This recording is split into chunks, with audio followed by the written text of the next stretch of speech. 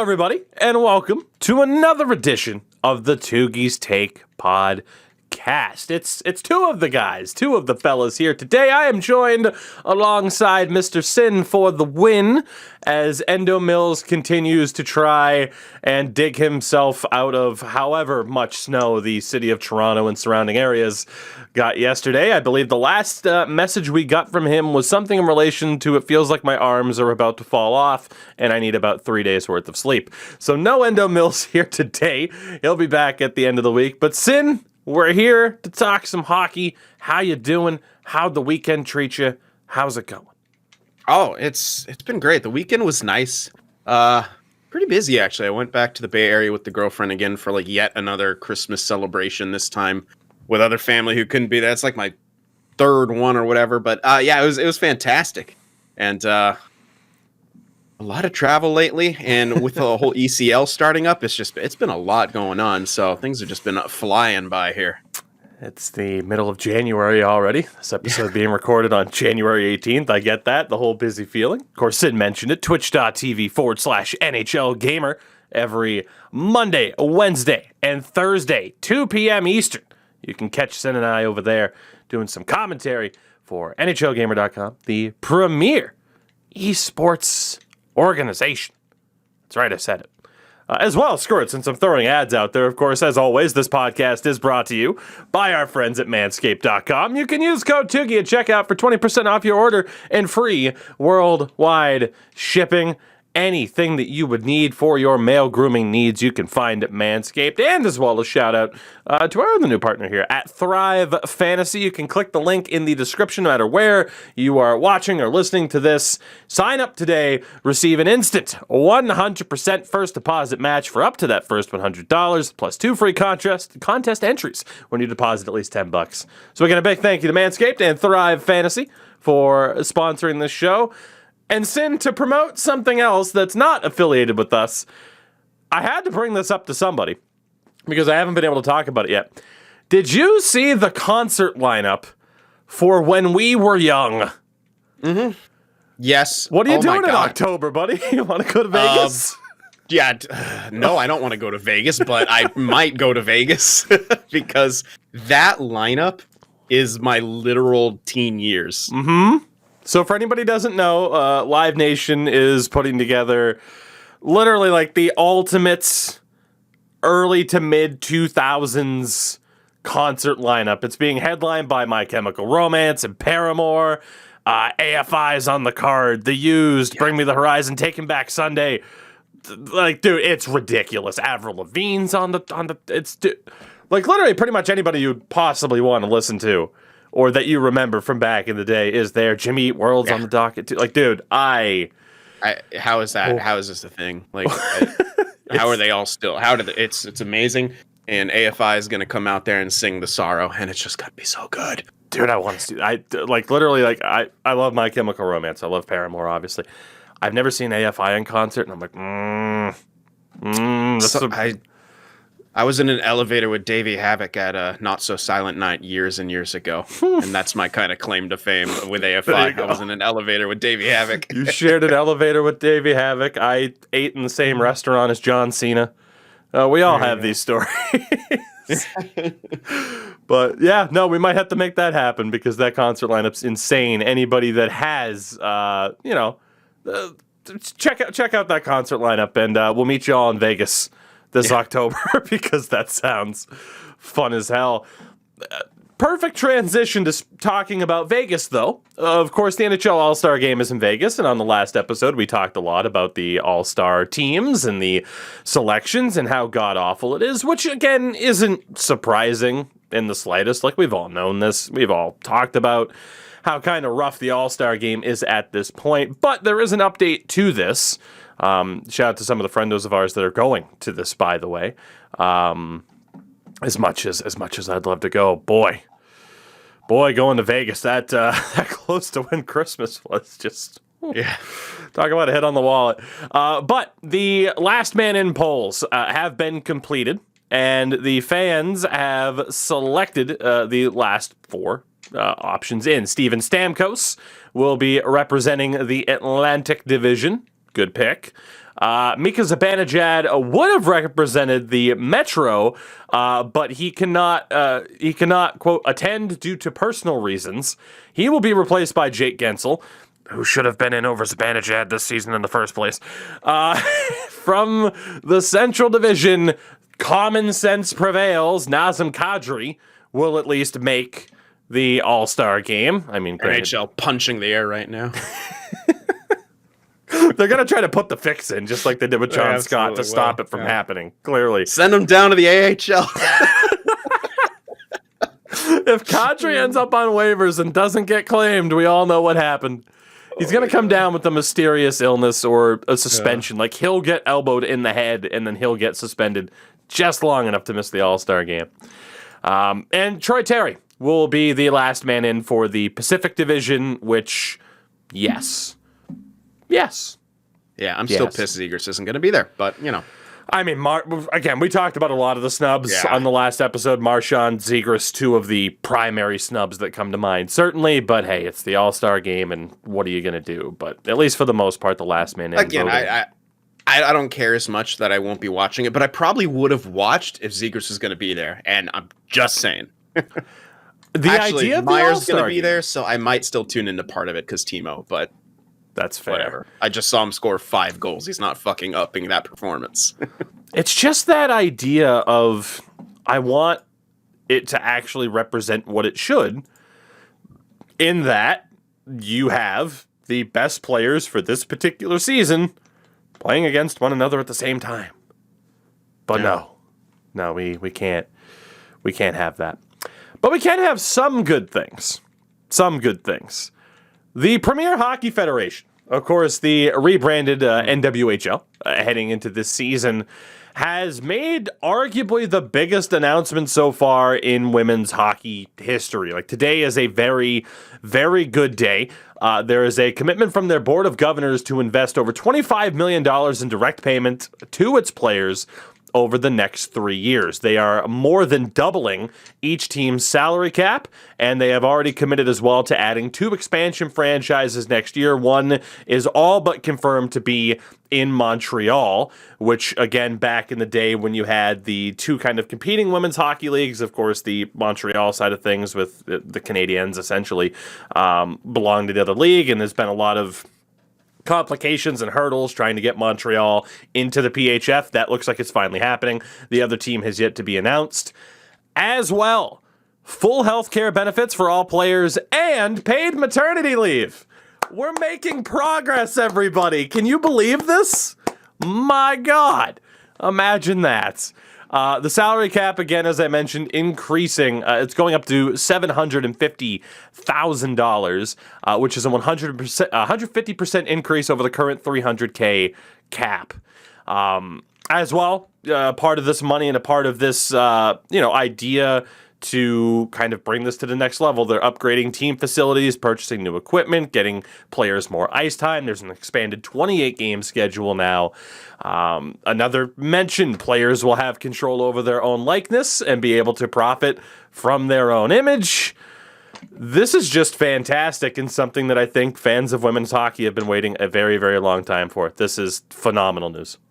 Yeah, it's absolutely massive. And this is what it takes to kind of grow things. It takes investment. It takes, taking risks. And I love that the fact that they're going to give control over their own likeness and their own image to those players. Number one, it inspires them, kind of encourages them to market themselves, which in turn will market the game. It's a very, very smart thing. Short-sighted companies always want to control every single aspect of that, and that's where they screw up because they're missing out on the big picture right there, and that's absolutely massive. So good on the PHF, and absolutely amazing.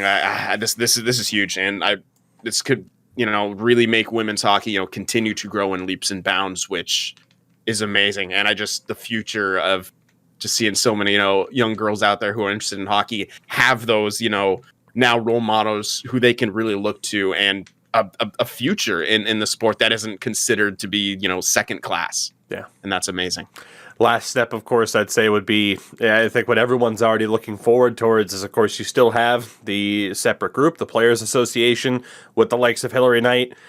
the last step, really, mend that fence. Make sure you have the best talent available to really showcase this league. And again, you talk about the Olympics coming up. Oh, the NHL is not going to the Olympics, so it's not worth it. Watch the women's tournament. It'll be some of the best hockey you watch all year. I mean, especially if you're a Habs fan, it'll be the best hockey you watch all year, flat out. Had to do it. Sorry, not sorry. Yeah, it's awesome. And again, like I still think there's that update coming for NHL 22 to get the women's tournament into the game. That's awesome. Which I will say, like, they kind of dropped the ball with the World Junior tournament, with the men's World Junior tournament, even though they patched in all the players, which is cool as hell. So, like, Owen Powers in NHL 22, where he normally wouldn't be because he's an NCAA player. Granted, you can't take those players outside of the World Junior mode. That kind of sucks, but it's understandable due to licensing issues. I don't believe there's a unique... You can't put him in franchise. I don't believe so, no. So they have the rights to put him in because of the double IHF license, but they don't have the rights to put him in to the rest of the game. I will say, in their defense, player licensing is very, very finicky, especially with the NCAA. It's getting better. Yeah. Obviously, NCAA college football coming back in the next few years. It is getting better. But I will mention that particular mode, they did kind of drop the ball a little bit. There's no, I believe, like unique championship celebration for when you win the gold, and there's no bronze medal game. So... let's hope they don't half-ass the women's edition there. But regardless, for the PHF, phenomenal news. Was very happy to read that today. And before we get to our day-by-day, you want to talk some football, buddy? Yeah, let's do it. Our picks were horrible. Holy shit. Oh, my God. So, we'll start off with the Pittsburgh Steelers and the Kansas City Chiefs. Yeah. Where Sin and I both kind of went with our heart and said we wanted the Pittsburgh upset. There was not a Pittsburgh upset. Endo Mills, though, correctly predicting. There were upset Pittsburgh fans. Oh, my God. We put the jinx on them, clearly. Yeah. The elephant in the room is there were, 2 games of the 6 that were kind of close? And the rest were complete blowouts. Like, it was brutal.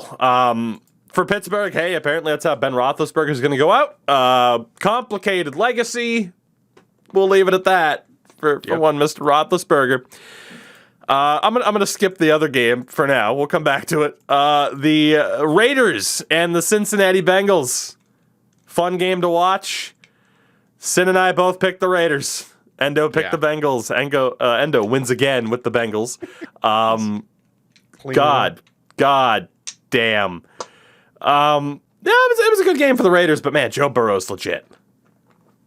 I'm impressed by him. I was like, I don't know what's he going to do in this high pressure situation. I mean, obviously he's done that before. I had a feeling that he would be fine, but you never know in an NFL setting. And well, we know now he was phenomenal. Fair enough.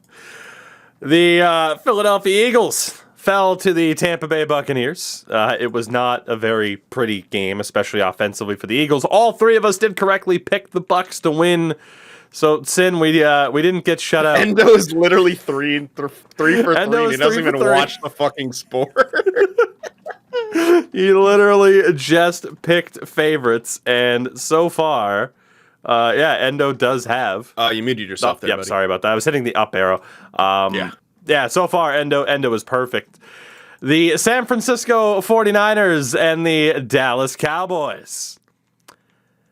I mean... what'd I tell you? I just loved the Stephen A. Smith. That's the only reason I picked the Niners. I hate the fucking Niners. Dude, he was incredible. Cowboys must lose. I love Stephen A. Smith. So, Stephen A. Smith was incredible. It's... The salty tears of Skip Bayless are just, and he leans into it, and I respect him for that. Of course. Yeah. God, he's a wizard. Villain. Yes. Yeah, he loves to be the villain. It's beautiful. I will say this featured arguably the dumbest play of the weekend and one of the dumbest plays of all time. Like That's what you get when you have McCarthy as your coach. You would know as a Packers fan. Yes, I would. Dude, I like Dak Prescott. He is a phenomenal player. I like the fact that in the past as well, he just openly said, like, hey, I need time away from my mental health. I got a lot of stuff going on. Like, I respect that. Yeah. It's not easy for, a professional athlete, especially the quarterback of the Dallas Cowboys, to do that.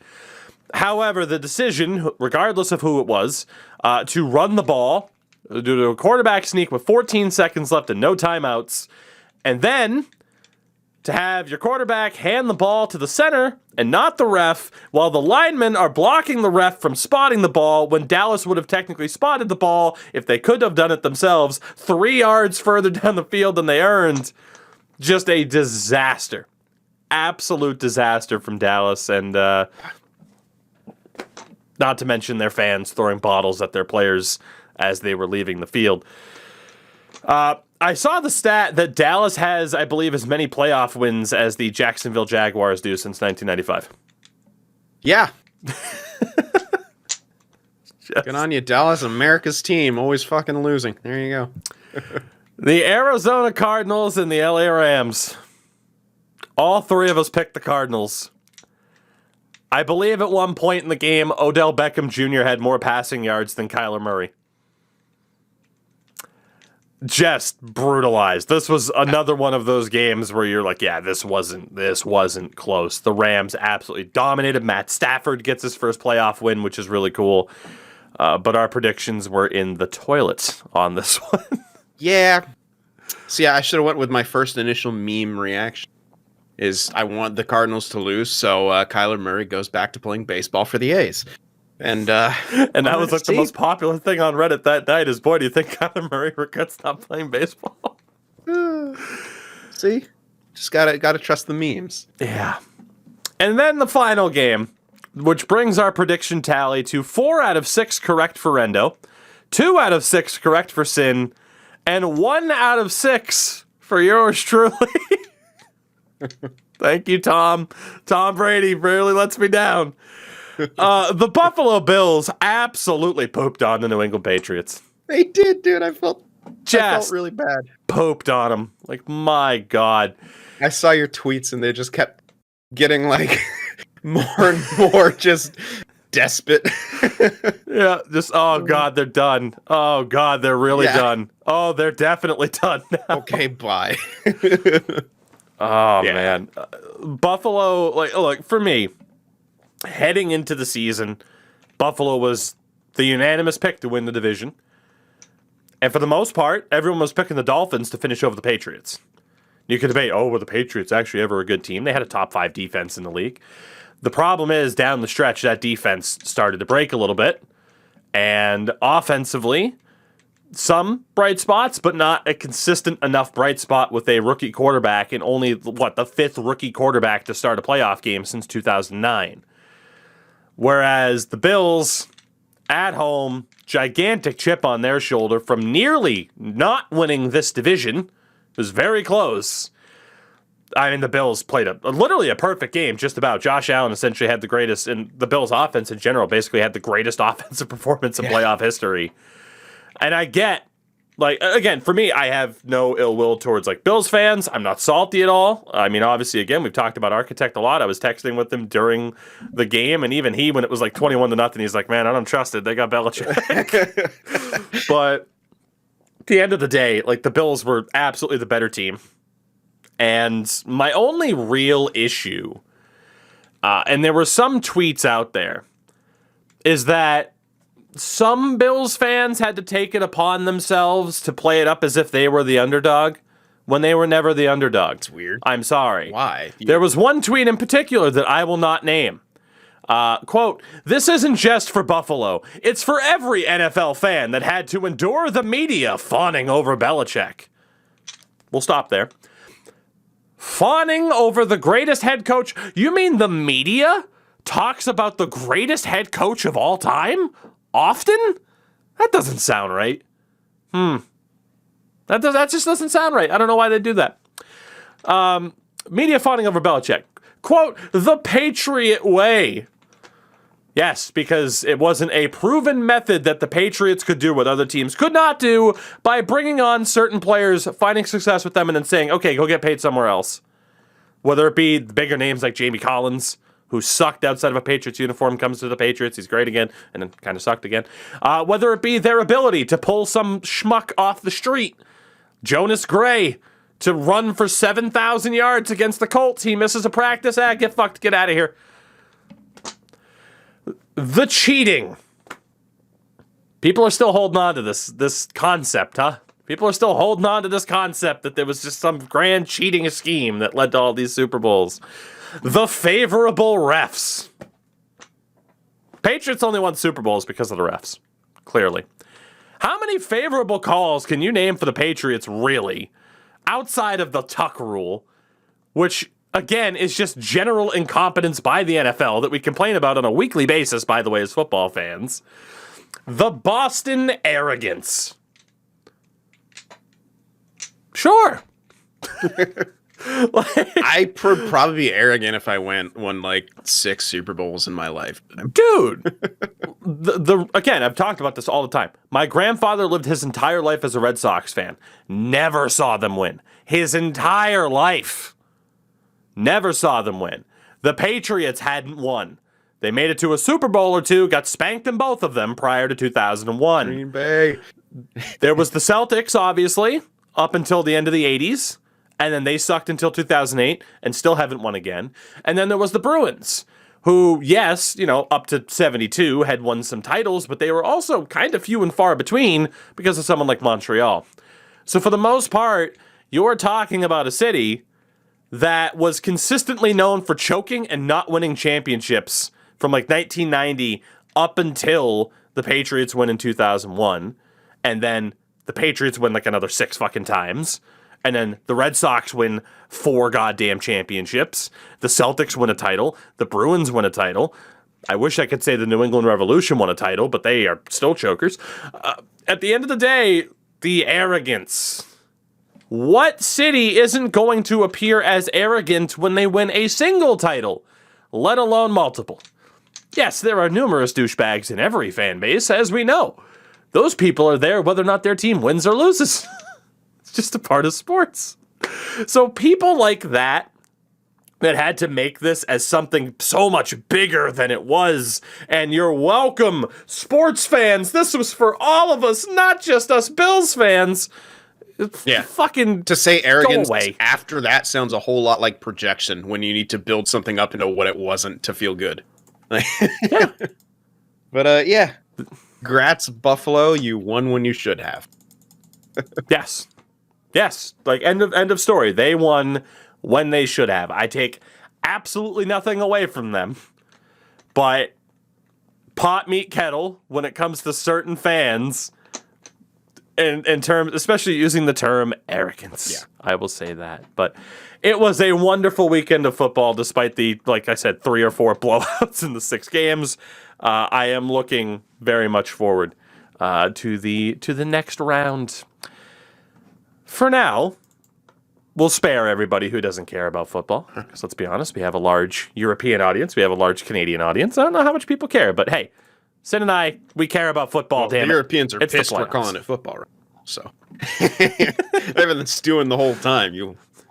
American hand egg. Yeah, the segment is over. Let's move on to talking some hockey. And as per usual, we're going to do our day-by-day method. We're going to flash back to last Friday, of course, on our last show, because it's just kind of easier as, we talk about these games to bring up some of the topics at hand instead of bouncing all over the place. So this past Friday, Florida Panthers beat the Dallas Stars 7-1. I seemingly always start off this segment by mentioning that there was a blowout. I don't understand how especially, I mean, we're going to talk about the Panthers, but the ridiculousness of these high-scoring games this season, it's unreal. Yeah. Anthony Duclair scored his 15th, which I know pains you. Yes. Carter Verhaeghe's 11th, Huberdeau's 14th, and Sam Bennett scored a hat trick. He is up to 14 goals on the year now for the Panthers. In 39 games since joining the Panthers, he has 38 points with 21 goals and 17 assists.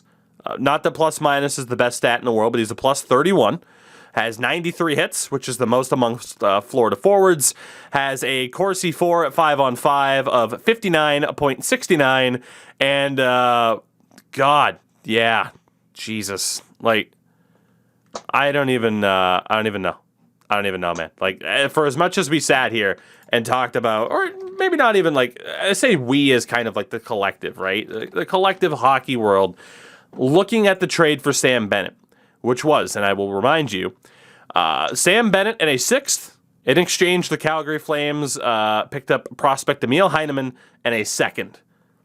And a lot of people were like, what the hell is that? That is an overpayment on Sam Bennett. This is a guy who has only posted one 30-point season. He was a fourth-line career. Plug in Calgary. He was a guy I hated because he laid some big-ass hits. Some of them were very questionable, and he fought, and you just don't like the guy like that when you have to play him. And now he's like living up to his draft position in Florida now. It's absolutely unreal. Former 4th overall pick in 2014. Oh, man, this guy's not going to make it. And it's funny because you look, it's like, oh, Ekblad, Reinhart, Draisaitl, all great. But then in that 2014 draft, it's Sam Bennett. Ah, man, he didn't pan out. Michael Dow-Cole, same thing. Man, he didn't pan out for the Islanders. Jake Virtanen, who we don't talk about as much anymore, rightfully so. Case in point, you look at that first round in the 2014 draft, some big hits and misses. Yeah. And yeah, Bennett was definitely in that category of a miss.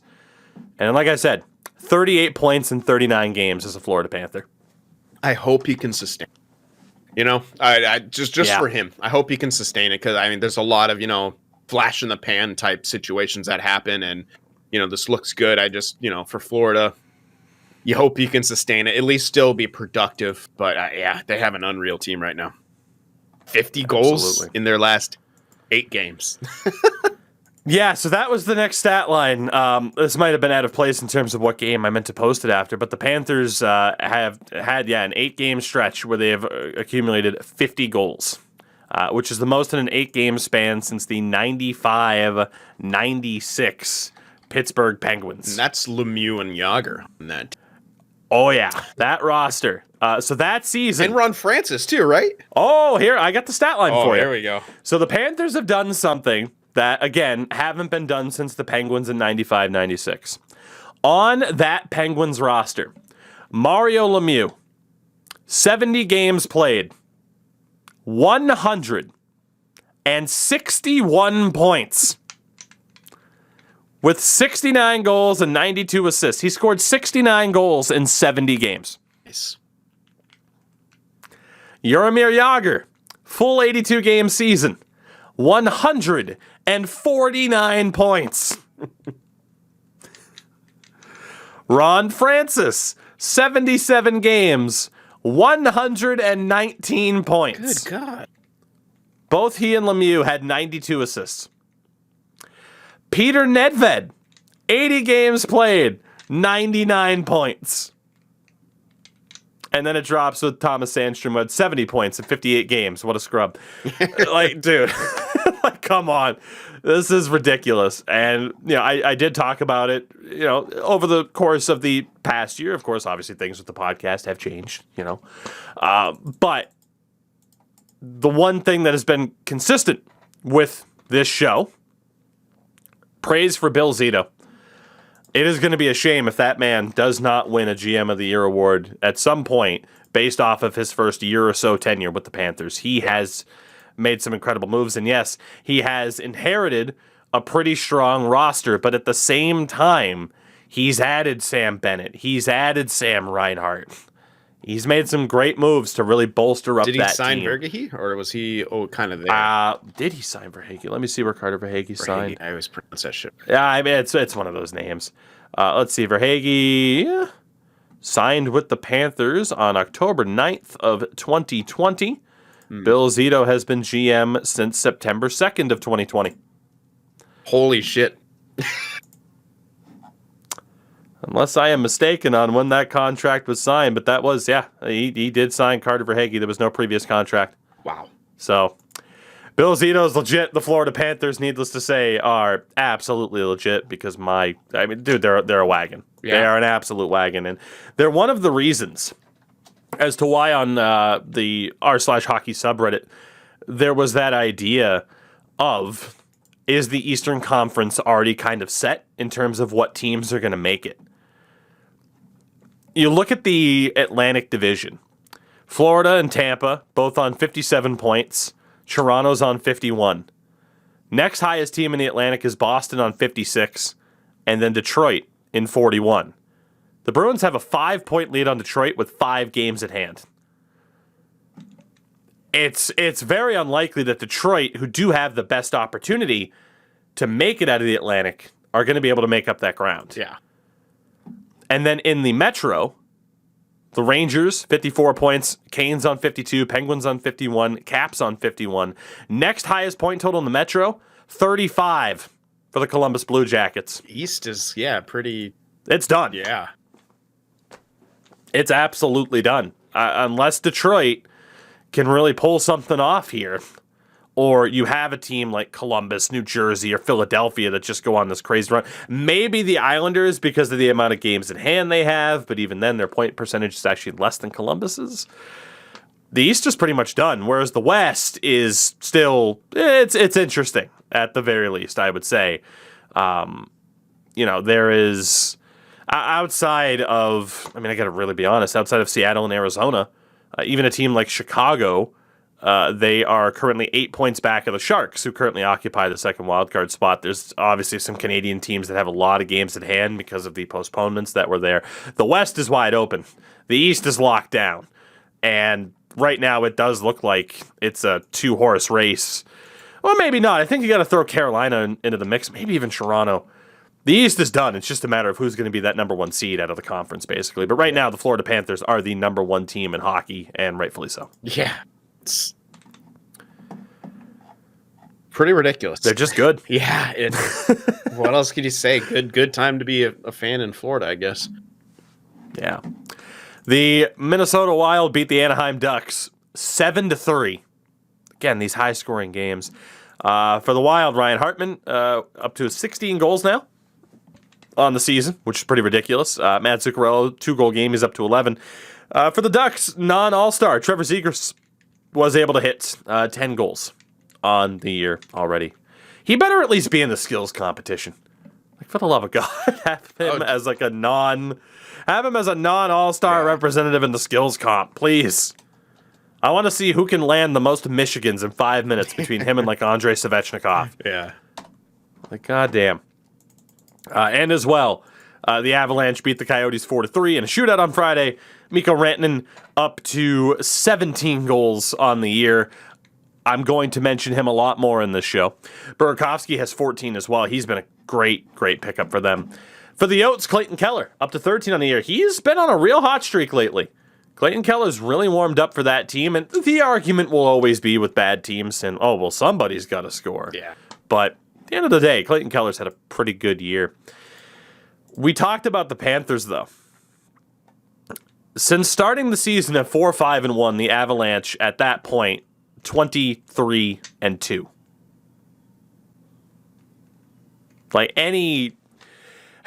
There should be no stock placed into how a team's going to perform for a season in the first 3 weeks of the season. Yeah, you often hear, 10 games kind of decides the season or whatever. Terry, you can look at 10 games and decide that's a season. Maybe, but it depends on where the 10 games are. I always think you got to go at least a quarter of the season through, and you can kind of guess. And even then, remember the Blues in 2019. Basement to top of the mountain. I prefer not to. I know. I'm sorry. But hey, I've always said if it wasn't the Bruins in the final, I would have been rooting for the Blues. Yeah. So it's okay. But I oof, brutal. Fair enough. Oh, also, I don't know if you saw this. Cale Makar landed a hit in this game. I didn't see the hit. Unreal, dude. If anybody, and I think literally here on Twitter, I'll type it out and just go Makar Coyotes and see if that pops up so people know what to search.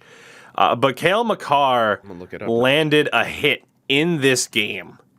The edge work for Makar. Would you say elite edges led to that hit?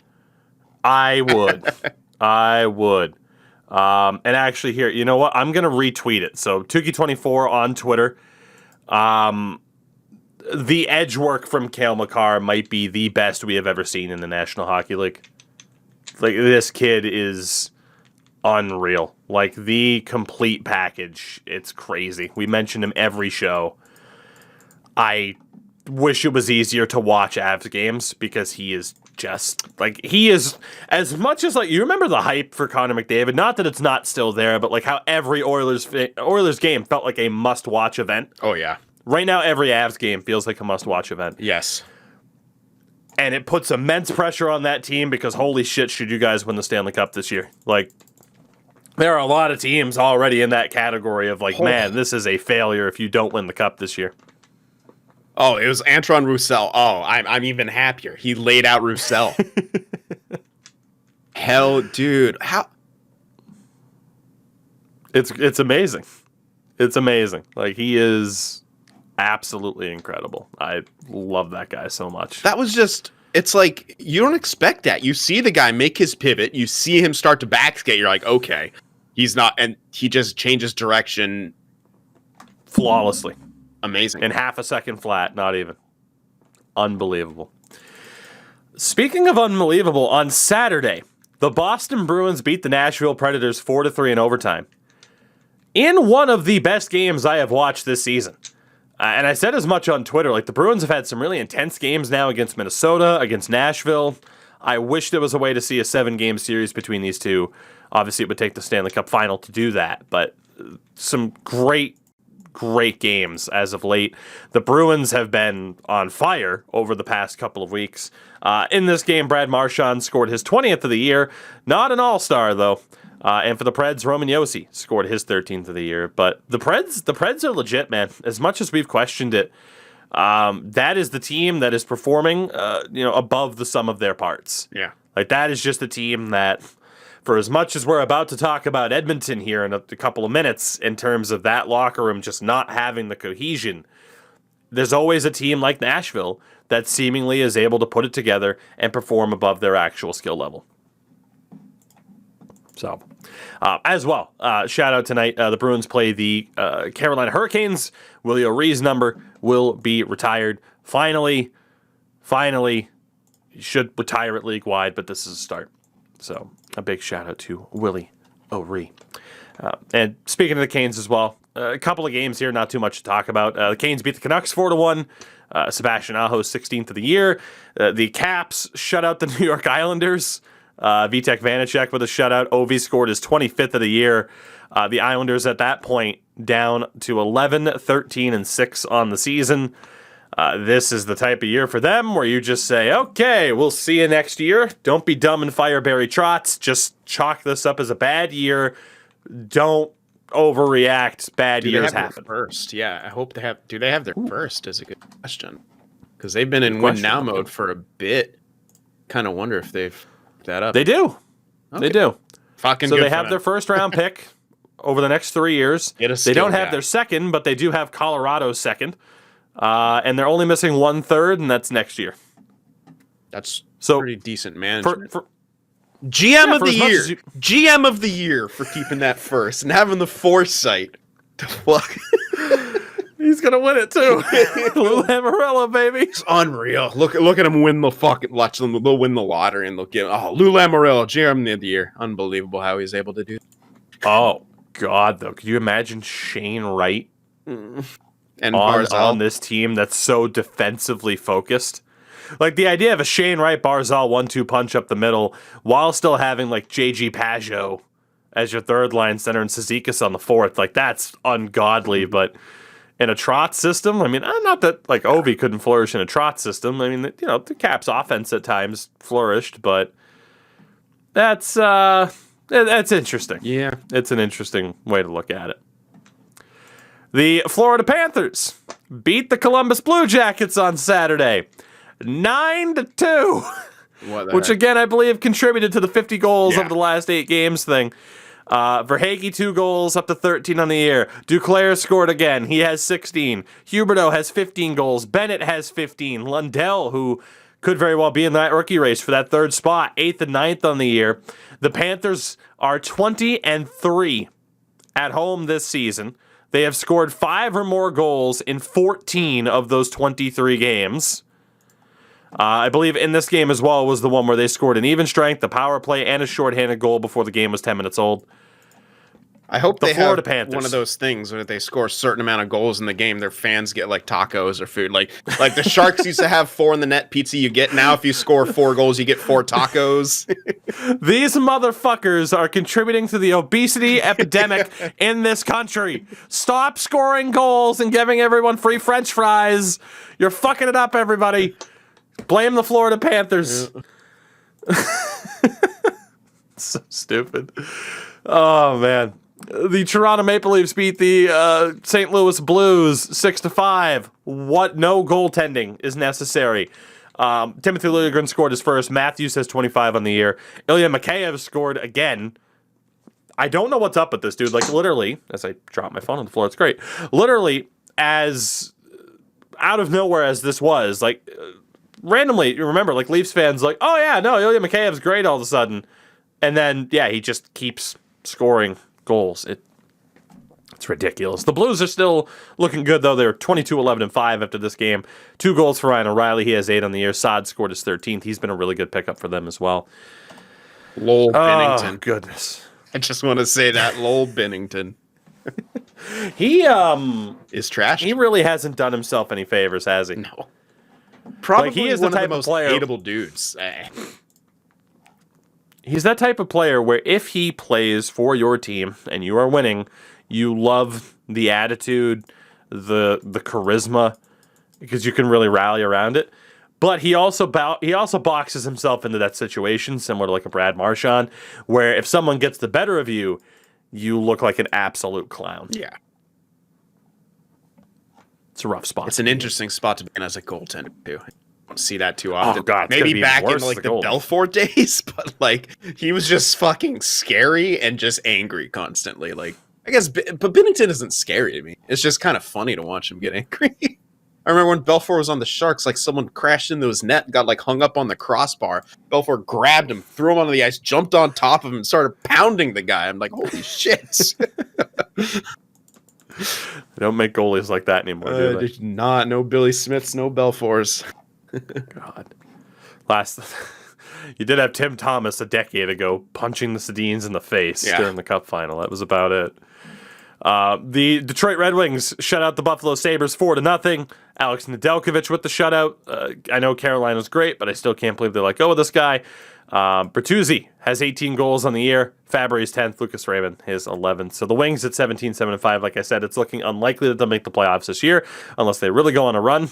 But still, this was never supposed to be really a playoff year for the Red Wings, right? Like this was, hey, we got this young talent in the lineup. We acquired Nedeljkovic for peanuts. The foundation is there, though, and that's what we're saying. Like I've been quoted as in saying, the Red Wings will win a Stanley Cup in this decade. And I think the New York Rangers will as well. Like at some point in the 2020s, I think both of those teams should win a cup or at the very least have made a cup final. Yeah. I can't really argue with that. And yeah, I'm not really setting you up for great points here today, am I? No, it's fine. Seeing Nedeljkovic do is like what he's doing, it makes me a bit sad. Not that Hill has been necessarily horrible, but we could have had Nedeljkovic for a bit cheaper, and he's doing slightly better. It sucks. Reimer's doing great. Reimer has been a fantastic addition, and it's great to have that 1-2 punch. But yeah, I'd love that second back, and I'd love Nedeljkovic for a third. Fair enough. The Lightning beat the Stars 3-1. Braden Point up to 15 goals on the year. He's gross. Kaloran's great too, 12 on the year. Wanted to point this out though for the Stars again. I mentioned they were kind of on the come up recently, and I mentioned him as much as I can. Jason Robertson has now hit 82 games played in the NHL. He has 30 goals, 48 assists. I love almost this kid. Point per game, like as that's insane. Like yeah. Seemingly out of nowhere, too. I mean, I will say for Robertson, I mean, this was somebody, he was 39th overall in 2017. So, I mean, a relatively high draft pick, but how often do you look at like early second rounders and say like, yeah, okay, well, it's a little bit hit or miss at that point. Yeah. Oftentimes you're like, oh, cool, we got a steal. And then you look back at, for example, that 2017 draft and, for your, oh God, let's look at a great name here. Drafted around Jason Robertson. I mean, not too many great options. I mean, you have Nick Hague for the Vegas Golden Knights, who's played over 100 games. Yeah, but usually there's great defensemen that appear in the second round. At least, good ones, very serviceable. Mario Ferraro went 49th in that same draft. Vlasic was in the second round. Justin Braun, I believe, was second or third round. And I mean, not that he's great now, but like in their prime, like they're incredibly serviceable, very good. I mean, you mentioned Hague, who's, I don't know. I don't watch Vegas. I try to avoid it, but I'm guessing he's pretty serviceable on that team and in that roster. But yeah, I mean, honestly, the second round seems to be very, very good for those kind of defensemen, like the kind of workhorse defensemen. They don't going to put up a ton of points, but they can, work well, shutting things down, or just be kind of like energy guys, like Ferraro is in a lot of ways. And yeah, but Robertson, jeez. Yeah. Now, to stop the internet from yelling at you about Justin Braun, you were thinking of someone else. What was I thinking of? Justin Braun was the infamous 7th round pick. Oh, who the back in 07. That's what I'm having to. Hold on, let me see if we can find this. Shit. San Jose Sharks draft picks. I want to see if we can find. Still even cooler. He's a 7th rounder, and he did what he did. There you go. Right. All right. Let's see if we can find this infamous 2nd round pick that Sin might have been thinking of. Oh God. 01 Marcel Gotch. No 2nd round pick. Matt Carl. Maybe. I'd have to guess it was Matt Carl. We traded him for Boyle, which was awesome. And Matt Carl then fell off the face of the earth. But to your point, like Carl 2nd round, Vlasic 2nd round. You guys also drafted William Wren and Taylor Doherty in the 2nd round. I remember Taylor Doherty. That man was tall as hell, and I was rooting for him, but he never panned out. He was, too. I got to watch him in the AHL quite a bit. Yeah, he was in the CUDA for, I guess they're Worcester. I don't know. The Worcester Sharks for a long time. Before that, it was the Cleveland Barons. God, you guys do have some man, the Sharks draft record is shit. A lot of it. It's interesting. I don't know. Do we want to get into this? Because it is kind of interesting. It's going to be good now that Doug Wilson Jr. has taken over, but Burke was not very great in the transition to the current game, where there's a lot of misses in there. Like, I often like to go back about 5 years. So, like, 2017, they obviously got Norris, traded him in the Carlson deal. But Ferraro's there. Scott Reedy's tearing up the AHL right now. Mm-hmm. Not much else, though. Yeah. Chmelevski, Chekovich, that's about it. 2016, Dylan Gambrell, who's now a Sen.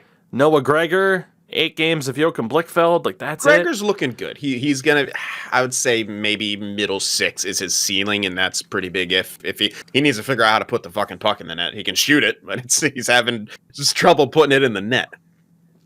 2015, some guy we'll talk about in a little bit, Timo Meier. Oh, wait, no, never mind. And then Rudolph Balcers, but that leaves them with, I believe, 7 or 8 guys taken in 2015 that never saw the NHL, which is rough. And that's kind of a similar story. Like 2014, Nikolai Goldobin in the 1st round, not noted for being a Shark. They took Kevin LeBanc in the 6th. 2013 was the Mirko Mueller draft. He was the only player of 7 drafted for the Sharks that year that saw any NHL time whatsoever. Yeah. Like, that's not great. It's that transition. Like, it was Sean Burke. I think it's someone Burke. He was still, I just felt like he couldn't transition his mind to the new kind of direction that the NHL was going. And we just kept missing with all that stuff. And it was the thing, we got to get faster. And then we didn't really do that, or you drafted only for that. And it just never really kind of worked out. But I mean, we've had some good hits too. Meier is finally panning out. I mean, Rantanen is still probably better. Hurdle was an incredible steal, I feel like. And yeah. But yeah, it's not a great record. But recently, I'm very, very excited. Ryan Merkley's looking really good. I mean, he was always going to be high skilled, but the mentality stuff is there. Like, he's working hard on defense. He has 0 behavioral issues, and he's looked good in the NHL when he's been there, surprising the hell out of me. I didn't like his effort in preseason, but it's also preseason. So when he was in the NHL, he was working his ass off. So I was like, okay. Who else? Oh, Eklund is obviously an incredible steal. And again, and you can even argue that maybe that's just because teams were stupid to pass on him, but still. That's going to be one of my more interesting 1st rounds to look back on a little bit down the road. This one that just happened? Yeah. Yeah. Boldy's interesting. If Boldy kind of doesn't pan out, I mean, I feel like he should, but I think he has 2 or 3 goals already for the Wild. Never forget, he scored his first in Boston. Yeah. Oh, wait, no, I'm not. Sorry, not Bold. Good God. Who's the guy who just went second overall after? Oh, after Power? Yeah. Why did I say Boldy? It's. Oh, Matty Beniers for Seattle. Thank you. I don't know. The other B. Yeah. Beniers. Yeah. Good old Beniers. Because according to the Sharks, they had Eklund as number 2 on their board. I don't know who was in front. I'm assuming Beniers since we needed 4. Yeah, but I don't know. They could have had Beniers there since we really wanted forwards and centers. Fair enough. Also, on Saturday, to round this out, the Rangers beat the Flyers 3-2. The Flyers down to 13, 17, and 7 on the year. Just, ugh. Shout out to Kreider, who scored his 24th of the year. Cam York, though, for the Flyers, scored his, I believe, first NHL goal. He's going to be a stud. Related to other York of the NHL? I'll have to look it up because there was Mike York, there was Jason York. Yeah, there was a few. Also wanted to mention one of the headlines, too, for the Rangers. Anthony Greco, I believe, played in that game, and that was really hyped up as well. You know, the son of a 9/11 first responder. Grew up as a Rangers fan, so that was a really cool story. Isn't he the ultimate fast boy, too? Yes, Anthony Greco is the AHL fast boy that never gets rated as such. In 85 speed in the AHL, and I'm begging EA, like, bump it up. And then they bumped it up to an 88, and I'm like, fucking give up. Yeah. Cam York, actually not related to any of the former Yorks. I do want to get from Anaheim, though, so terrible. Since you did mention the 9/11 first responders, shout out to John Stewart, who still has been fighting for the 9/11 first responder. Fair enough. I will always take, as out of left field as that was in a sense, I will always make room for someone praising John Stewart on the show. Absolutely.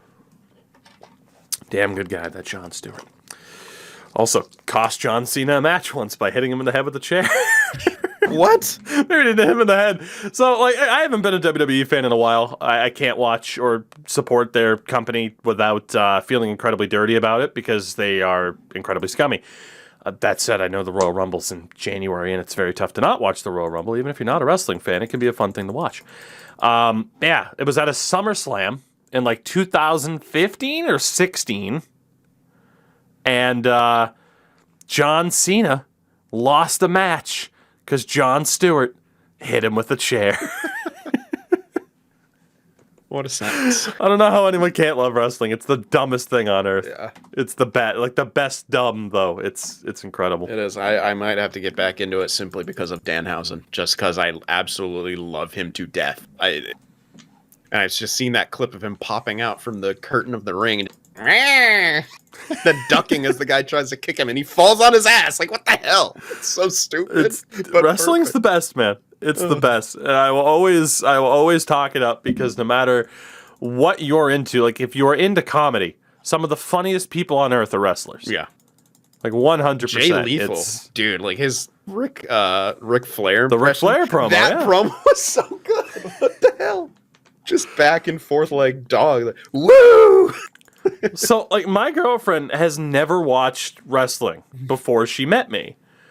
But even now, like, if it's a Wednesday and AEW Dynamite's on and we're not watching anything else, I'm like, hey, do you mind if I put wrestling on? Sure, whatever, go ahead. And she'll pay attention to some stuff. But in particular, it's when one Mr. MJF comes onto the screen. And so I recommend you check him out because literally he is the personification of just being a douchebag. And it's the greatest. To the point where she just gets such a kick out of the idea of how fun it would be to be in the ring and just look at people and be like, you're fat, your city sucks, your women are ugly, fuck all of you. Yeah. It's the best, dude. It's the best. I'm telling you. It is the best. We'll get back into talking about hockey, but hey, eventually I will continue to morph this into my hockey, football, wrestling, me podcast. My take at the end of the day.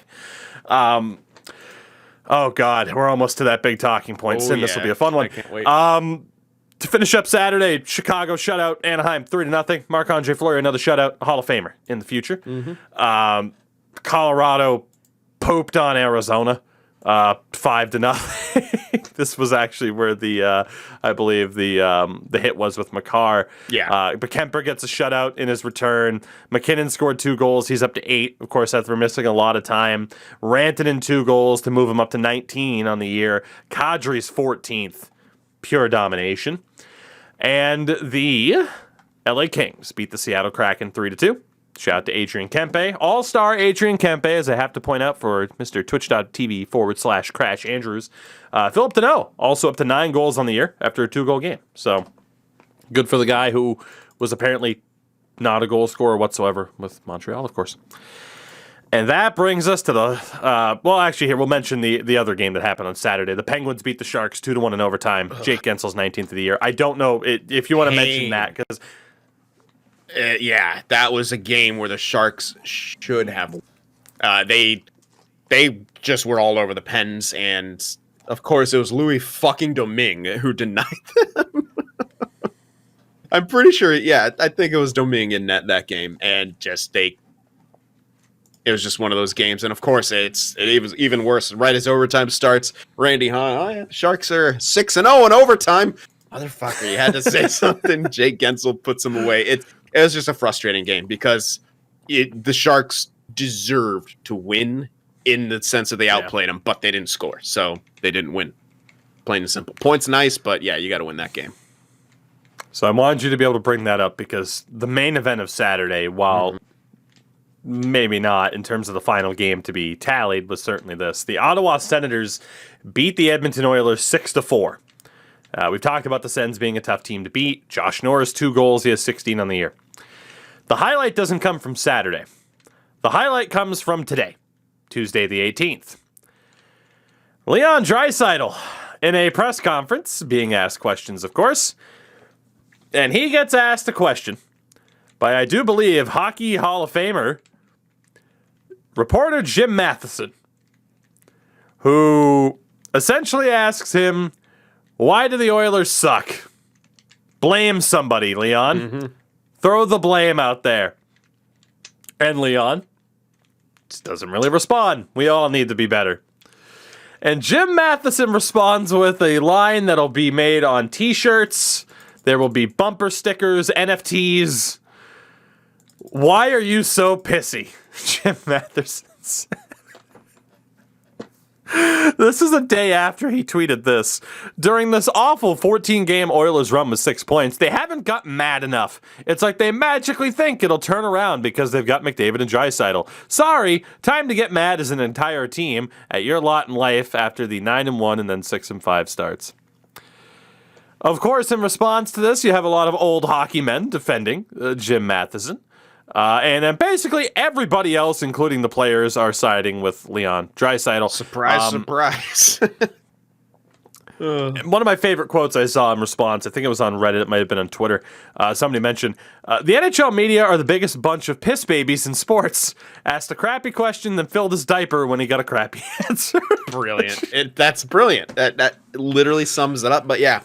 First of all, Jim Matheson, Hockey Hall of Famer, is literally a Hall of Famer because he existed in the 80s when the Oilers were dominant. Like, that's it.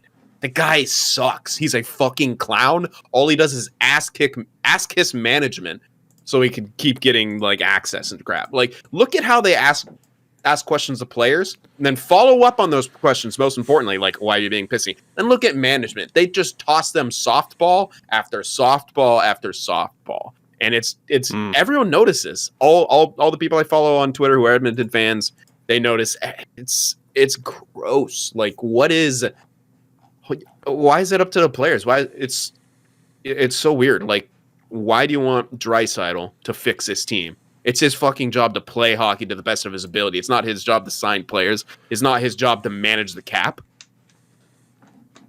I don't get it. Jim Matheson is a clown, plain and simple.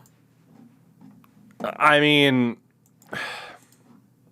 you ask a question with a bit of attitude and then get incredibly salty when someone responds with a little bit of attitude back.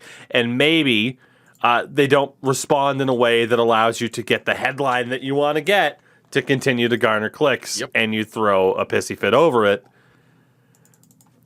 It's just embarrassing. Like, it literally... It's embarrassing. It is. That is my response. And it's not embarrassing for Leon Draisaitl. I don't understand how it's gotten to this point that the Canadian media, seemingly with every team, maybe of course more so with the teams that currently have, winning aspirations. Maybe you could throw the Sens in there as well because of everything that's gone on with Eugene Melnyk. I just don't understand how the situation has gotten so contentious.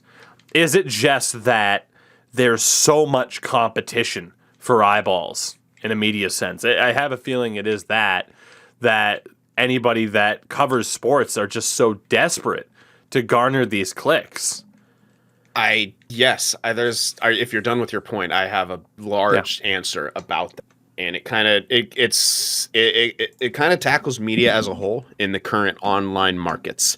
There is essentially a duopoly of Facebook and Google, which kind of own all of the eyes, as you kind of mentioned. So if you look at these companies that, remember on like 5-10 years ago on Facebook, you'd have all the Ranker, all these other companies that you'd always see have articles out, and you'd be clicking on them because there's weird lists. The only way really people can get attention on themselves because of this Google Facebook duopoly is to harvest hate clicks. So you'll see, here's why your favorite movie sucks. Jim Matheson, I'm trying to create controversy so he can get eyes on me because he's going to get paid by that. Like it's kind of become a self-fulfilling prophecy because like these kind of massive companies are swallowing up all of the sort of the market for it. It's not oversaturation so much as it's just like, it's so kind of, you basically have to look for negativity to be able to get your click. You have to create some kind of stir. And that's unfortunate because I think that takes away from journalism and that takes away from real reporting. And we get situations like this. It's absolutely childish for Matheson. I don't care for the reason he's doing it. It's like he's like 72 years old. Yeah. Like, why are you being pissy with me? That just confirms that man has never spoken to a woman in his life.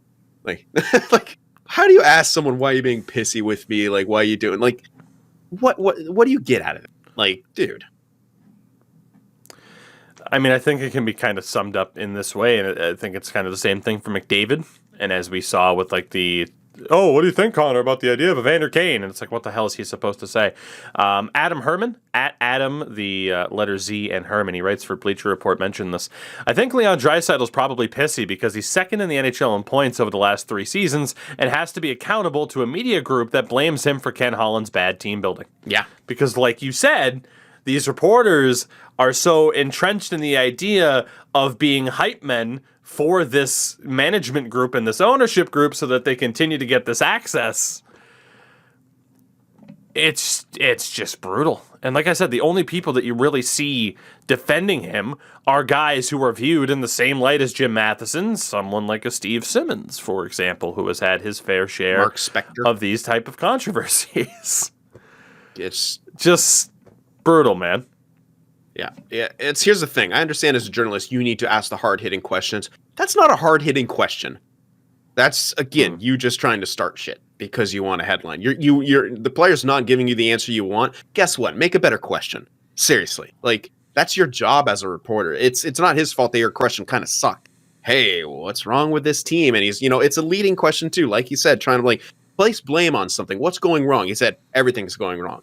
Kind of looks like that's the case in Edmonton. What is going right for them right now? Nothing. They keep skidding. Nothing's quite going right. So if you want better answer, if you want a headline, try to concoct a better question, and not a question to get an answer you want.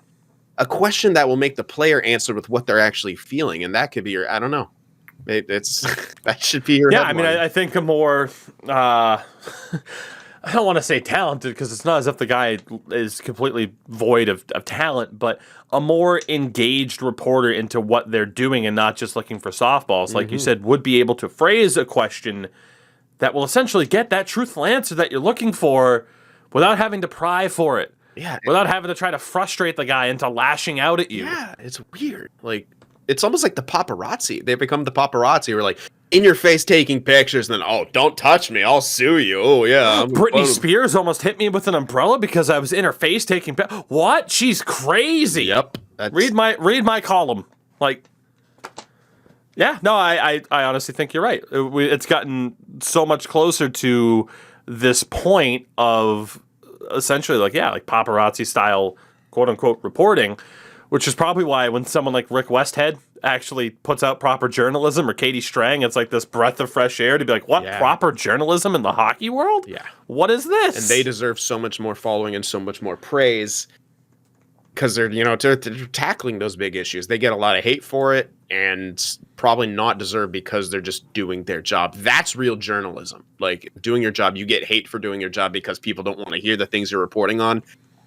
That's what part of it is. That's simply what it is. You tell the truth whether or not it's ugly or not, and not try to have an answer that you want to hear and try to formulate your questions to get that, or have an idea and that you want for an article. It's completely backwards now. It's almost like,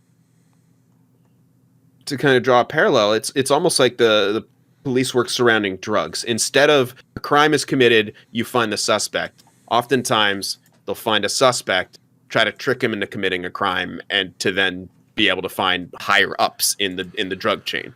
It's backwards.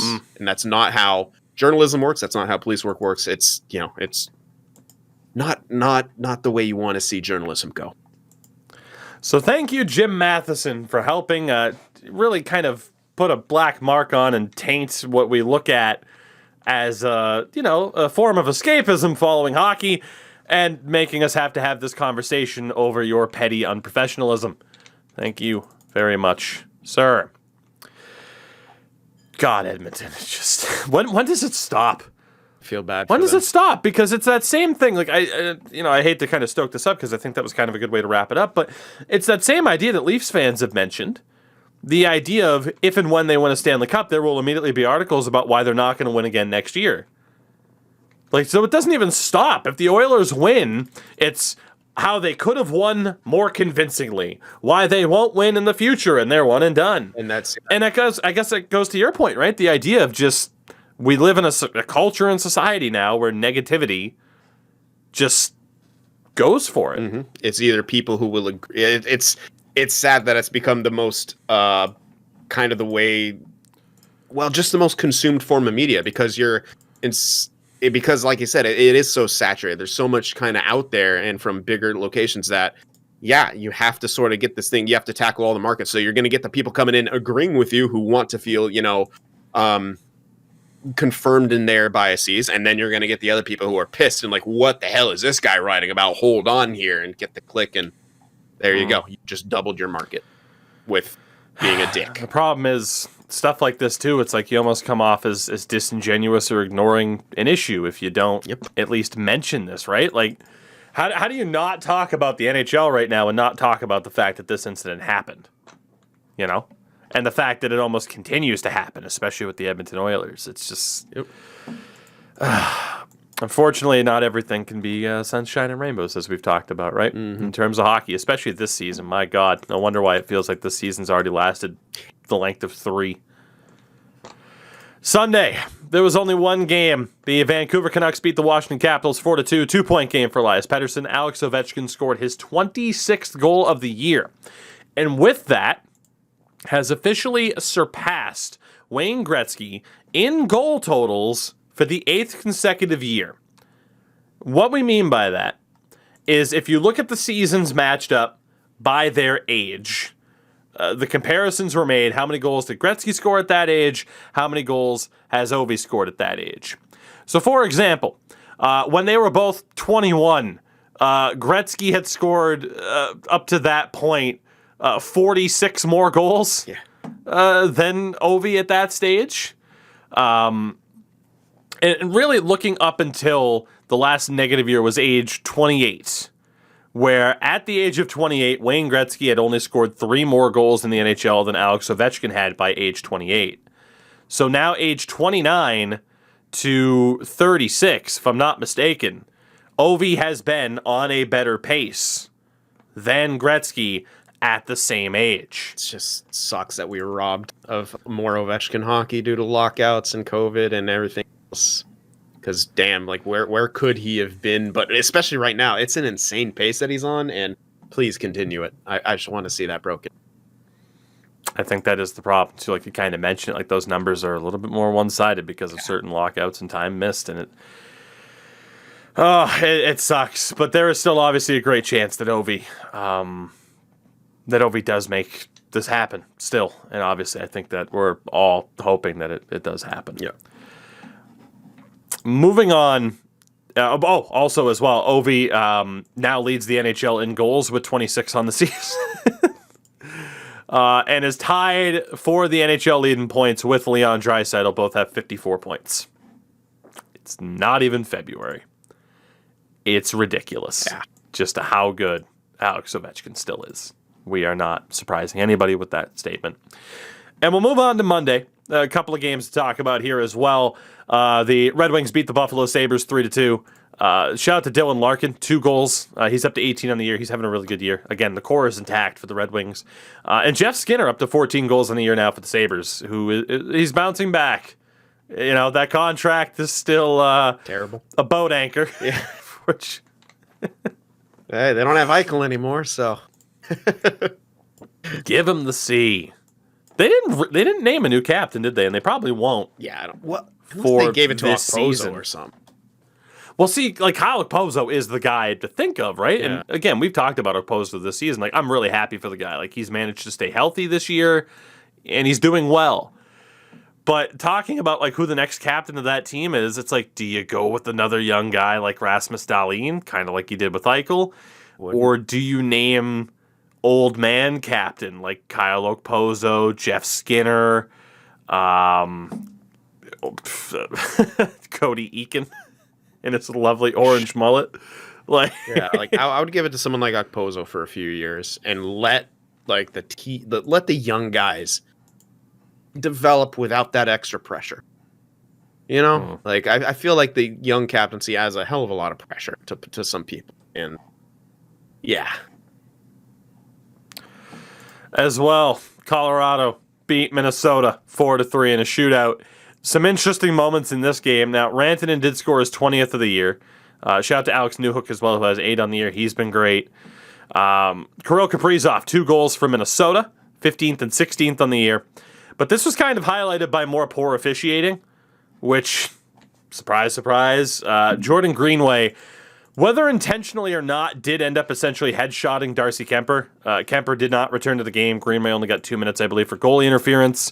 As well, Nathan McKinnon cross-checked Ryan Hartman away from the play. There was no call on that either. The Greenway thing, it's still my opinion. It doesn't matter if you intended to headshot somebody or not. You headshotted him. Yeah. You're responsible for your body. At the end of the day, I don't understand how there's at least not a game suspension, but on the same hand, it's the DOPS, and they are completely inept. Yeah.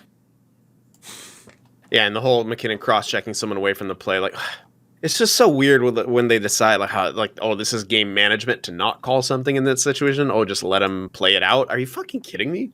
Like, oh my God, it just seems like that can make it worse. Like, you don't punish anyone for that. Like, okay, well, anything goes. It just gets worse from there. I don't understand the philosophy of game management from these refs. It's very, very weird. Do you remember at the start of the year when they were actually cracking down on cross-checking and then they just completely stopped doing that? And they just stopped. Like, hey, look, we're doing stuff, and never mind. No, we're not. Oh, just absolutely brutal. I feel like that kind of happened after the first initial lockout where like they really cracked down on interference for a while. That maybe tapered off a bit. But, I mean, even now, like there's sometimes when someone chips it into the zone, they try to skate past someone, that person's shoving the shit out of them. I'm like, isn't that technically by the rulebook interference now? I don't know. Who knows? Anyway, but I'm going to go a little bit out of order on the sheet here because there is one thing we should save for the main event of the show. So a couple other games where really not too much notable happened. The Kraken did beat the Chicago Blackhawks 3-2 in a shootout. The Kraken 11-23-4.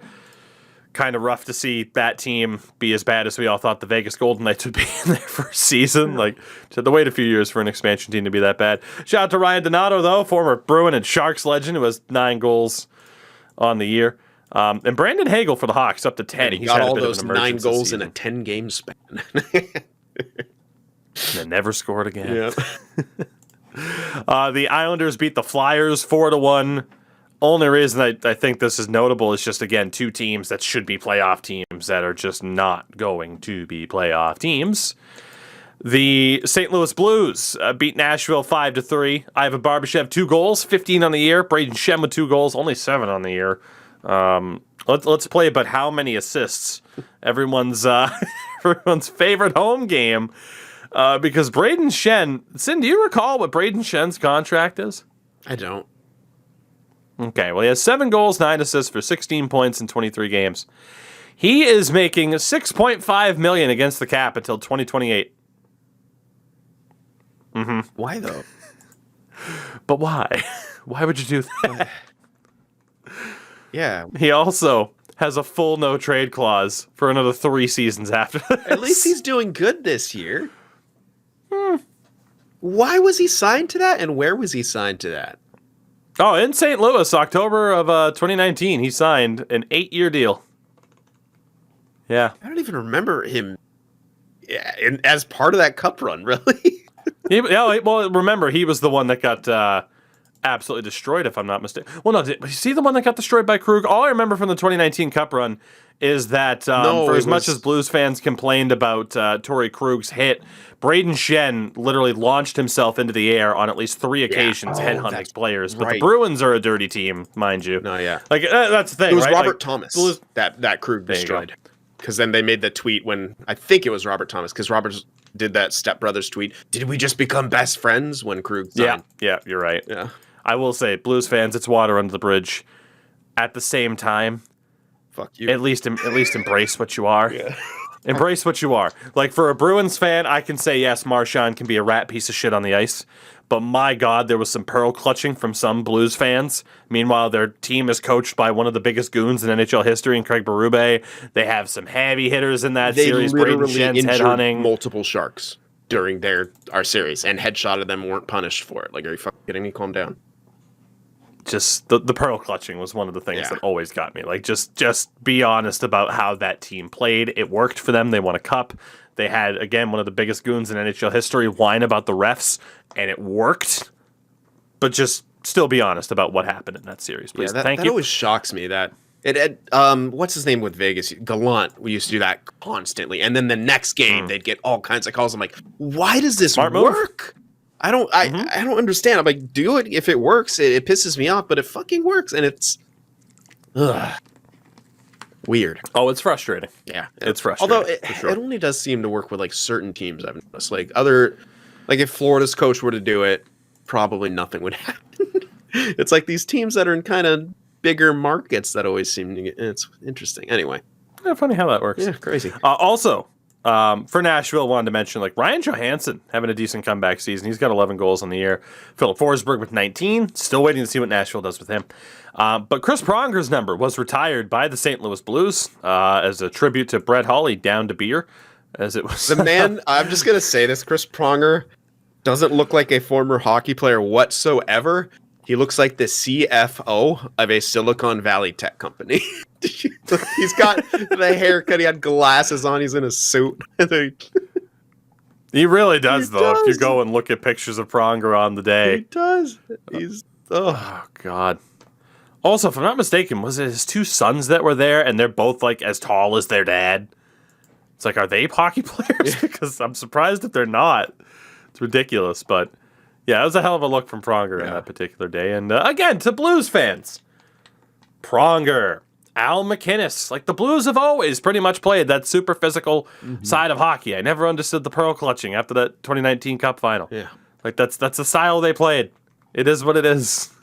But regardless, good for Chris Pronger. And Reeves for a minute too. I mean, come on. Yeah. God, what was that? Hold on. I got to look this up again because Ryan Reeves was involved in some interesting trades. I will say, though, just about Chris Pronger, one of the best defensemen of all time. And we can leave it at that because otherwise it would just be repeating ourselves. Chris Pronger was an incredible defenseman. Whew, okay. So Ryan Reeves on the Blues, drafted by the Blues, 5th round in 2005. That's how long he's been around. He was traded along with a 2nd-round pick to Pittsburgh for Oscar Sundqvist and a 1st. That's right. He was involved in a pick or a trade that involved a 1st-round pick with Pittsburgh. And then Pittsburgh did nothing with him. Yeah, Pittsburgh less than a year later sent him and a fourth to the Golden Knights for Derek Brassard, who I think they immediately they kept him for like the rest of the year, and then that was it. Ryan Reeves has a really interesting trade history, is what we're trying to say. The Pittsburgh Penguins, speaking of them, they beat the Golden Knights 5-3. 2 goals for Zucker. He's up to 6 on the year, which is kind of low. Jake Gensel scored his 20th. Shout out to Chandler Stevenson with his 11th for the Knights. But Jake Gensel, with that 20th goal, joined Alex Ovechkin, Austin Matthews, Brad Marchand, Kyle Connor, and Leon Draisaitl as the only players to have 5 20-plus goal seasons since the beginning of 17-18. You don't hear about him with those other names. You don't even consider him with those other names. Kyle because Connor he's overshadowed by Crosby, and people assume it's only because of Crosby or Malkin, which is completely unfair. I think so too. Yeah, he's a very, very good. He's another second rounder, isn't it? I feel like he was drafted. I can look that up. What was the thing that you had mentioned just before? About what? Yeah, you asked a question. I didn't hear it. Did I? In regards to Gensel, did I? In regards to who? All right. Well, for the record, Gensel is a 3rd-round pick in 2013. Crazy. Which is ridiculous. But yeah, he has 38 points in 32 games this year. Only a $6 million against the cap until 2024. Pretty good. He's unbelievable. Pretty good. He's unbelievable. And I mean, in total, he's not, well, he's a bit far off, but 331 games, 295 points. Like, it's a damn good player, man. It's really good. Damn good player. Yeah. 2 more big talking points to end the show, and we'll start off here. Before we finish up that game, Knights blew a 3-0 lead. I was hoping you'd mention it. I have to. Good. LOL. Absolute LOL. Knights are the new chokers in the NHL. Simply are. I'm not going to hear anything else. How many 3-1 series leads have they blown? Not to say that they lost every one of those series, but a fair amount of them have. How many 3-0 leads have they blown? Suck it, Vegas. You guys have taken the choking mantle away from us. You must now own it and sink into irrelevancy, hopefully, in the next few years when all your contracts bite you in the ass. It's just something about a Pacific Division team that always has to have that label of like, oh, they choke in the playoffs. They do. It was the Sharks for a long time. Now it's Vegas' turn because holy crap. The Arizona Coyotes beat the Montreal Canadiens 5-2 last night. Coyotes now 9-24-4. Imagine that, 9 wins for the Coyotes. The Habs are 7-25-5. Yeah, did you catch the highlights? It was that footage from Texas of that porta potty being thrown up into the air and spewing piss all over the place. That was that game. Oh my God! Want a shout out for the Coyotes? My God, Johan Larsson's been good recently. We'll shout him out. He scored his 5th of the year. Giannis Moser. 3rd goal of the season in just 10 games. People are already saying, somewhat tongue-in-cheek, but the next Roman Yossi. Which, hey, I mean, Arizona could certainly use. And Clayton Keller scored again, his 14th of the year. The big takeaway from this was this game started at like 4 p.m. Eastern, I think. There were a ton of empty seats. Oh, yeah. Now, on Twitter, and no disrespect to Alan Walsh, but a lot of people, including Walsh, were really leading the charge of like, boy, yeah, it sure is a good thing that Arizona's been kept around. Good job, Gary. Really fighting for him. At the same side of things, like I'm not going to sit here and say obviously it's worked out in a tremendous way for the Coyotes to be kept around this long. At the same side, though, or on the other side, boy, I wonder why nobody wanted to watch the 2 worst teams in the NHL. Yeah. On a holiday Monday. Yeah. Like, I would have a tough time being like, yeah, well, I'll go to that. Like, for example, good friend of the show, Mr. Deekslayer, twitch.tv/Deekslayer. He could have gone to the game. Did he? No. He's like, I could have got in for like 10 or 20 bucks. Did he go? No, he didn't. Why would you? Nobody wants to watch that, and that is the point. It's not that people don't want to watch the Coyotes in general. It is that people do not want to watch an incredibly shitty team. The Coyotes, I remember they played the Sharks a couple times in the playoffs. They were into it. I mean, they had a whiteout, and like everyone's wearing white. The stadium was packed. Guess what? Exactly. Good teams get attendance. Exactly. Unless you're the Tampa Bay Rays. People still won't show up to watch them, no matter how good they are. Well, you look back at some of those Coyotes playoff runs, whether it was when they first got there in the early, the mid to late 90s, whether it was the conference final run in 2012, where they fell short to the eventual Cup winner Kings. This is a franchise that's only made the conference finals once. Yeah. But at the same time, like, that's not because of the fans, it's because management, and it's been brutal. You look at those highlights, you look at the pictures, you look at the video, that place is packed when that team is in the conference final. Yeah. They have the whiteout thing going on to piss off Winnipeg fans. Like, that is a tremendous fan base that has gotten nothing. They have been starved and constantly threatened with the idea of this team moving. The arena is in a horrible location, given the circumstances of the geography of that region. It's just brutal. It's just brutal. And I'm so, like, on behalf of Coyotes fans, I'm just so sick and tired of this conversation coming up. Like, oh, there you go, move them already. Like, people show up if that team isn't hot garbage. Yeah. End of. There aren't too many teams in the league that are going to have that attendance when the team is awful. I would say in 2 years, when their draft picks start cracking the roster, you're going to see that attendance spike because they're going to have some exciting talent with all the freaking picks they have in the next couple of years. So, to that point, in terms of their draft picks, of course, despite forfeiting their first rounder this year, again, friendly reminder, they have 3 first-round picks this year and 5 seconds. Wait, why are they forfeiting the first for this year? They did last year. Sorry. Oh, yeah. I said this year. It was last year's draft. They forfeited the 11th overall pick. But yeah, 3 first-rounders this year, 5 seconds. And still, Phil Kessel could be traded. Mm-hmm. Chychrun could be traded. Shane Gostisbehere could be traded.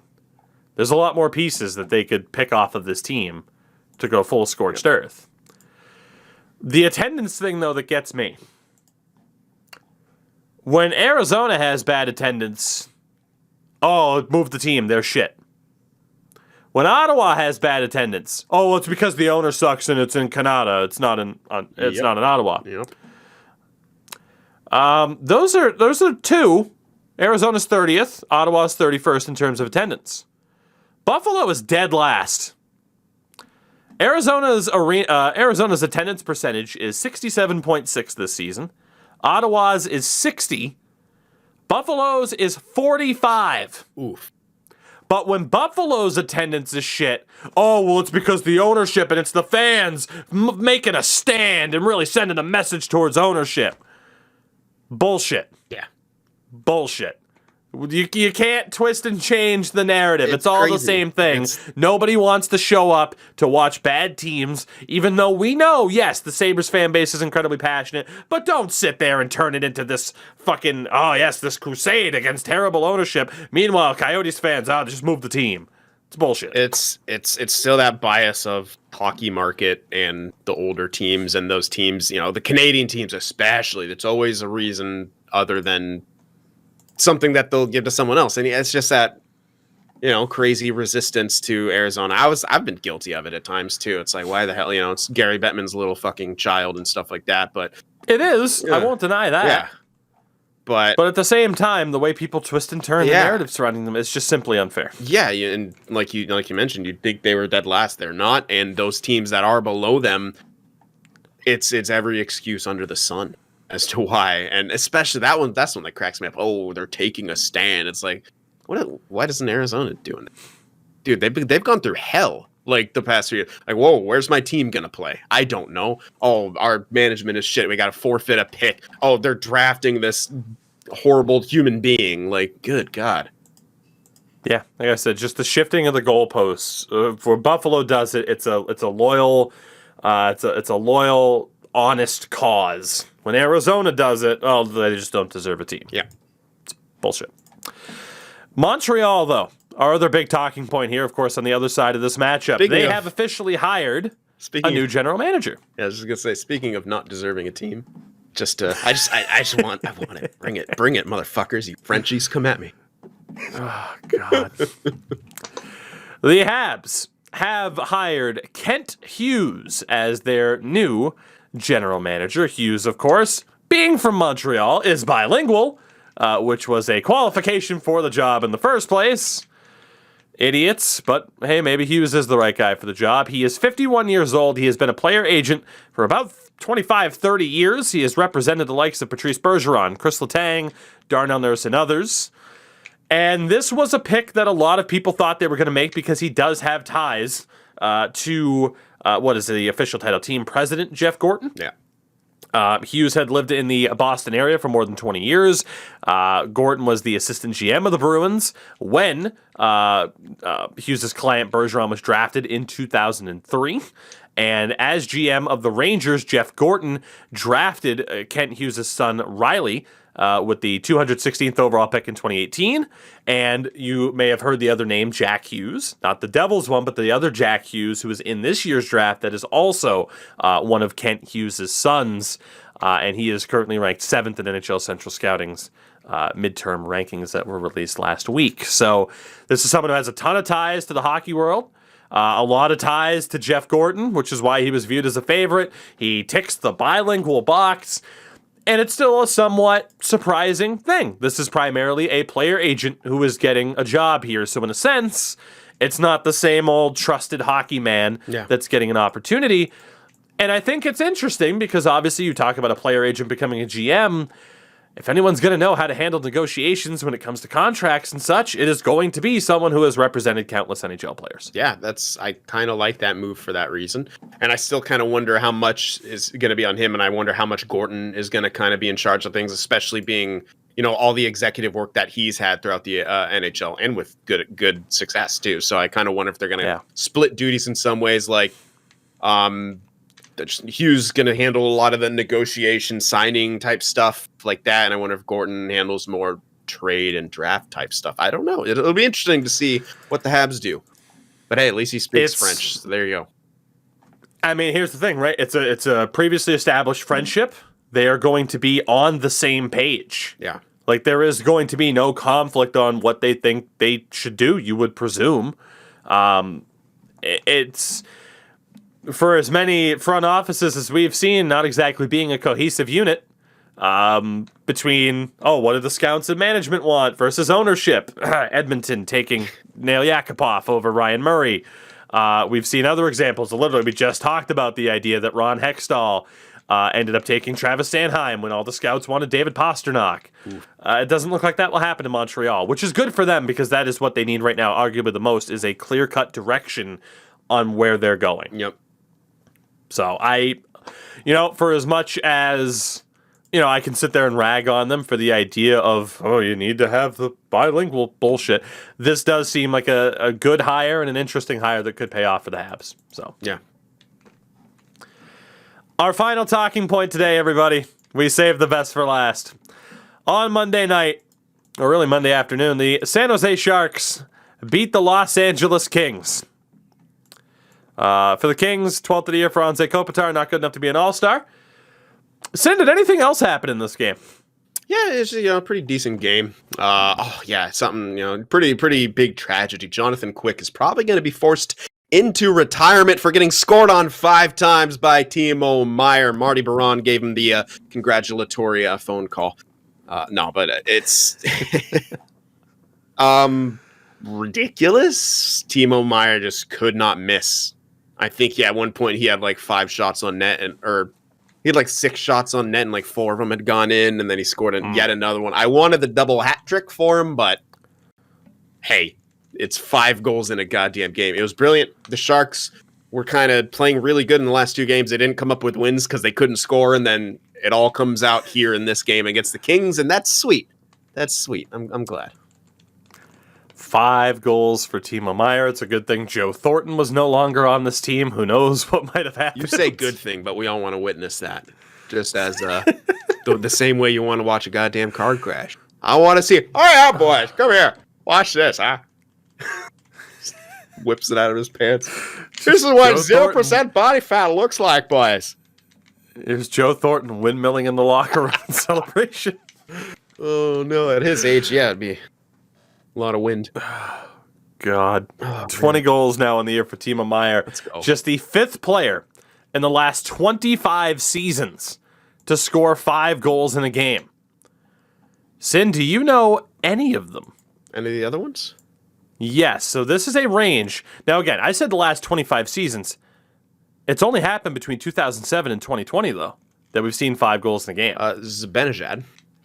Correct. March 5th of 2020. I'm sure Ovechkin. Shockingly not. What? Okay. Shit. So it's interesting. All these guys are European as well. There are 2 Swedes, a Finn, and I do believe a member of the...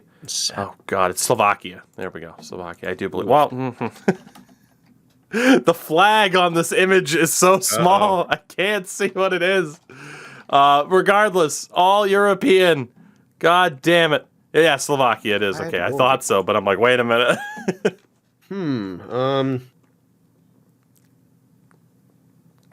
All I know is... It's tough. It's tough. I'm happy you got Zibanejad. Yeah. November 24th, 2018, Winnipeg against St. Louis. It's tough. I don't even know. Is someone on Patrick Laine with 5 goals in a game. Really? He had a fight. Interesting. Yeah. And then we flash back to February 2nd of 2011, Detroit against Ottawa. And you think back to that Detroit team and you're like, oh, Datsuk? Zetterberg? No. It's going to be like Kronwall? Not Kronwall. I don't know. Decent guess. Fellow Swede. I'll give you one more chance. I figured it was because... Who else was this? Holmstrom? No. What's the other one? Franzen. Hey, there you go. What's the other one? They had so many Swedes on their team, man. Like, Detroit was basically Sweden. They still are, dude. Like, all they do is draft Swedes. Incredible scouts. And the final player for the Minnesota Wild, taking on the New York Rangers, a team he would later go on to play for. This man on December 20th, 2007, scored 5 goals. Right, repeat that. Sorry, I blanked out for a minute. Who? Minnesota. He played for Minnesota at the time against the Rangers. Gabber. He would go on to play for the Rangers and would score 5 goals in a game on December 20th, 2007. So it was Gabrick. Okay. It is. And there you go. There's the Slovakian reference.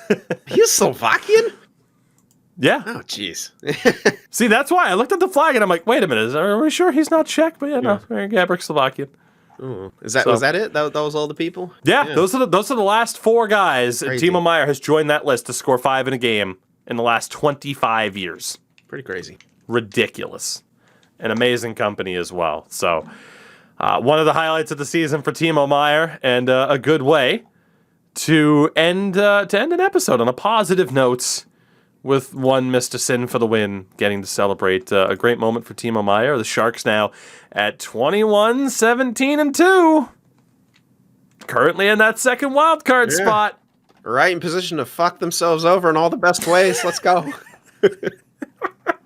That's the problem, right? You're still, like we talked about it, Endo, stuck in limbo, waiting for the playoffs. For me, still kind of stuck in limbo, like the Bruins should make the playoffs, barring a brutal collapse.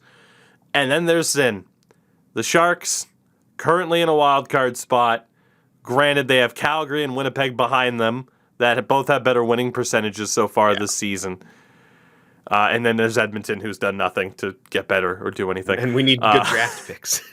So we're probably not getting that either way. And well, the funny thing is, though, for as much as we hyped up the Ducks, the Sharks have a game in hand and are only 1 point behind the Ducks. They actually have a slightly better point percentage than the Ducks. Sharks could make the playoffs, man. Could do it. And you never know but what how happens. Detrimental would it be? Yeah, and I'm wondering, I just want to... Yeah, it's... if you make it, you got to push all the way, and that roster just doesn't have it unless something miraculous happens. Whatever. Call up Scott Reedy. Let's go. I mean, I mentioned him earlier because I was looking at certain numbers. Scott Reedy amongst rookies in the AHL, the point leaders actually have the graphic up. He is 5th, only behind J.J. Peterka of the Buffalo Sabres, Macias Maselli of the Coyotes and the Tucson Roadrunners, Jack Quinn, just got called up, and Jakob Pelletier of the Calgary Flames, Stockton Heat. Yeah. So, Scott Reedy, keep an eye out. With that, everybody, we will bring this show to a close. We thank you very much for joining us. Again, we will be back this Friday. Endo should be here and with us, but this was another fun show. Of course, you can catch Sin pretty much anywhere. Search Sin for the Win Productions. It's Sin for the Win Prod on Twitter. Sin still no one cares still about moving my Twitter forward. account. Let's be real. I still haven't hit 1K. I've had that shit open for like 5 years. But well, what about all the mad Habs and Golden Knights fans? Yeah, I don't even get any hate follows. Save them all for me, apparently. Oh, Jesus. Again, you can follow me everywhere. Find me everywhere at Tougie24. I'd hope you'd know that if you were listening to the show. Again, you can catch both Sin and I on twitch.tv/NHL Gamer. Again, every Monday, Wednesday, and Thursday for the foreseeable future, 2 p.m. Eastern Time for some NHL esports coverage. And of course, a big shout out to our sponsors again, Manscaped. You can use code Tougie for 20% off your order and free worldwide shipping. And again, a big shout out to Thrive Fantasy as well. Click the link, get involved, check it out. Again, Thrive Fantasy is there. Or you could use code Tougie as well. But hey, if you click the link, it's already done for you. And you don't have to worry about using the, you don't gotta worry about using the code. It's right there for you. Sin, good stuff. Mm-hmm. And we'll see how the Oilers manage to just keep this dumpster fire going over the next couple of days. Always